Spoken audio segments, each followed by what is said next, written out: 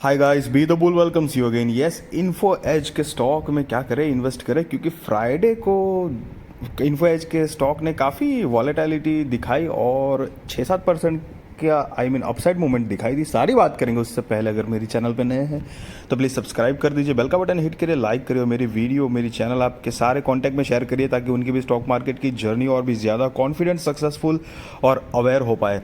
तो देखो, market capitalisation जो है वो 54,000 करोड़ के आसपास का है। करंट प्राइस 4,198 है। 52 वीक हाई की बात करें तो 4,625 है। 52 वीक लो की बात करें तो 3,308 रुपये है। डिविडेंड यील्ड 0.31% है। फेस वैल्यू 10 की है। ROE 1.38% है। ROCE की बात करें तो 4.28% है। स्टॉक का PE 257 का है। बुक वैल्यू 1,037 का है। तो यहाँ पे जो बेसिक पैरामीटर जो है इन जनरल, तो मार्केट कैपिटलाइजेशन के हिसाब से तो लार्ज कैप है। फेस वैल्यू भी 10 की है। बट कंपनी ने अपना ऑल टाइम जो हाई था वो 7,500 का टच किया था।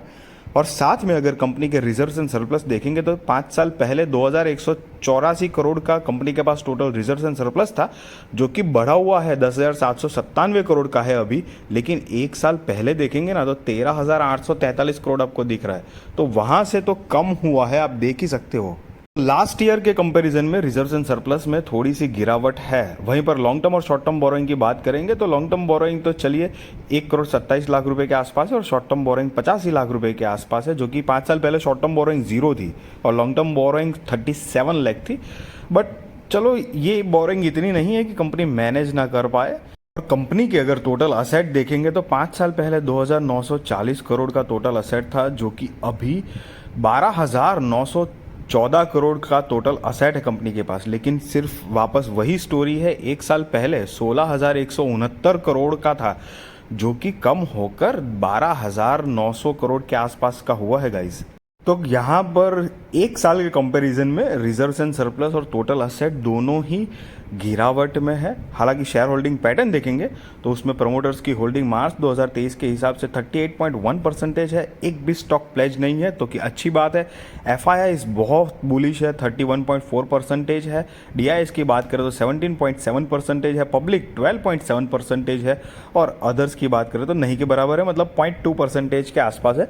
तो FIIs और DIIs काफ़ी स्ट्रॉन्ग स्ट्रेंथ दिखा रहे हैं ये एक पर्टिकुलर कंपनी में। सेल की बात करेंगे तो मार्च 2023 के हिसाब से कंपनी का जो टोटल सेल है वो 2,346 करोड़ का सेल है। उसके पहले 2022 में 1,589 करोड़ का कंपनी का टोटल सेल था। अब आप लेफ्ट टू राइट अगर कंपनी का सेल्स देखेंगे ना तो ईयर ऑन ईयर बेसिस पे आपको ऑन एन एवरेज एक ग्रोथ ज़रूर दिखाई देता है और एक डिसेंट ग्रोथ भी दिखाई दे रहा है। बट कंपनी का ये कोर बिजनेस से जो सेल जनरेट होता है उसका, लेकिन वो उतना जनरेट करने के लिए एक्सपेंसेस बहुत करने पड़ रहे हैं और उसी का रिफ्लेक्शन जो है नेट प्रॉफिट पे दिख रहा है गाइस। कंपनी का नेट प्रॉफिट जो है वो 70 करोड़ माइनस है। मतलब इस साल 2023 में कंपनी ने 70 करोड़ का लॉस किया है।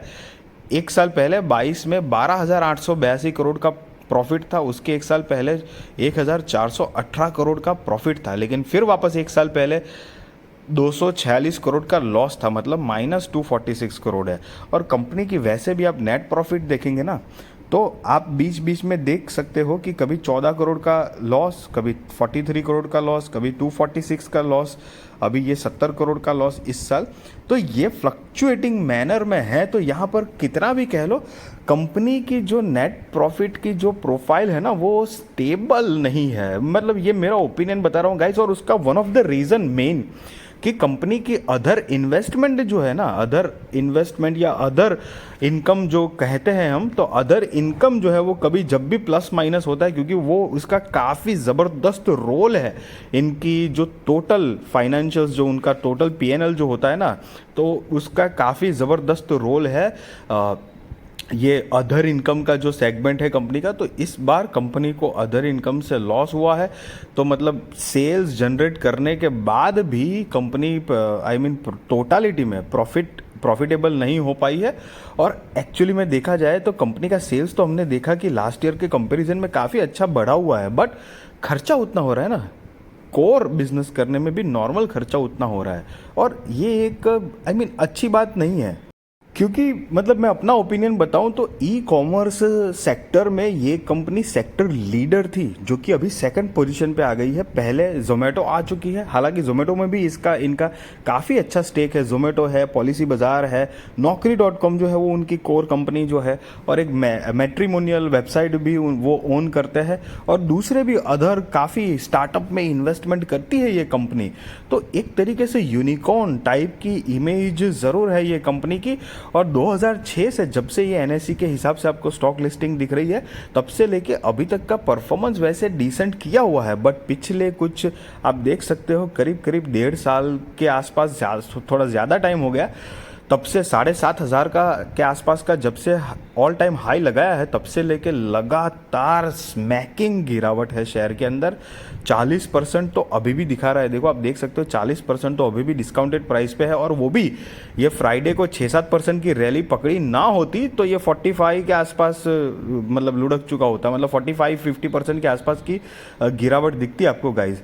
हालांकि इसी गाइज एक बात ध्यान में रखने वाली ये है कि कंपनी बढ़िया है, बट ये कंपनी में रिस्क पता है क्या है? ये रिस्क ये है कि अगर कंपनी का बिजनेस थोड़ा इधर उधर हुआ ना, तो हमारी बड़ी अगर इन्वेस्टमेंट की है तो थोड़ा रिस्की हो सकता है। क्योंकि अगर मैं सच बताऊं तो मैं खुद भी इस कंपनी पे काफ़ी प्राउड करता था कि बहुत बढ़िया कंपनी है। लेकिन देखो, स्टॉक मार्केट में प्रैक्टिकल चलना बहुत ज़रूरी है। कंपनी अच्छा कर रही है तो हम भी साथ में है, लेकिन कंपनी अगर अच्छा नहीं कर रही है, लगातार अच्छा नहीं कर रही है, ऐसा कुछ दिखता है, या फिर बहुत ही वॉलेटाइल मतलब उनकी प्रोफाइल दिख रही है कुछ ज़्यादा ही, तो बेहतर है कि हम भी उस हिसाब से चले। क्योंकि कल को दिन अगर कंपनी को कुछ हो जाता है तो प्रमोटर्स या कोई भी आदमी हमको हमारे रुपए देने आने वाला नहीं है। तो हमको हमारे पैसे अपने हिसाब से ही मतलब देखना है भाई।